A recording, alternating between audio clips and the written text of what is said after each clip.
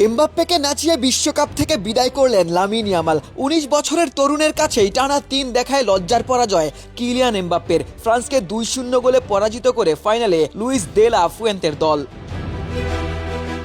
ফ্রান্সের তুরুপের তাস এমবাপ্পে পুরো ম্যাচেই যেন প্রায় অদৃশ্যই ছিলেন। কয়েকটি ব্যক্তিগত ব্যর্থ প্রচেষ্টা ছাড়া স্পেনের সংগঠিত ডিফেন্স ভাঙার মতো কিছুই করতে পারেননি। ডেম্বেলে, অলিসে কেউই ছন্দে ছিলেন না। ফ্রান্সের গোটা আক্রমণ ভাগ একেবারেই নিষ্ক্রিয় ছিল এলোমেলো, দিশেহারা। অন্যদিকে স্পেনের ডিফেন্স ছিল কম্প্যাক্ট, যেন চীনের দেয়াল। পুরো ম্যাচে ফ্রান্সকে নিজেদের খেলাই খেলতে দেয়নি স্পেন। শুরু থেকেই বলের দখল, মিডফিল্ডের নিয়ন্ত্রণ আর হাই প্রেসিংয়ে দিশেহারা হয়ে যায় দিদিয়ের দেশমের দল। ইউরো চ্যাম্পিয়নরা অনেকটা বলে কয়েই বিদায় করলো শেষ দুইবারের বিশ্বকাপ ফাইনালিস্টদের। আমাদের উঠে দাঁড়াতে হবে।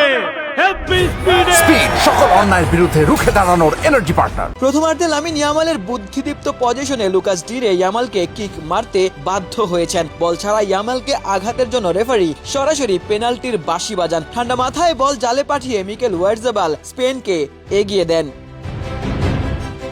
দ্বিতীয়ার্ধে ফ্রান্সের কফিনে আরেকটি পেরেক। দারুণ এক টিম মুভ থেকে ডিফেন্ডার পেদ্রো পোরোর দুর্দান্ত গোল, আর তাতেই ২-০ ব্যবধানে পুরো ম্যাচ নিজের নিয়ন্ত্রণে নিয়ে নেয় স্পেন। রদ্রি, রুইস, দানি অলমোরা মাঝ মাঠে এমন আধিপত্য দেখিয়েছেন ফ্রান্সের তারকা আক্রমণ ভাগ একেবারেই নিষ্ক্রিয় হয়ে যায়।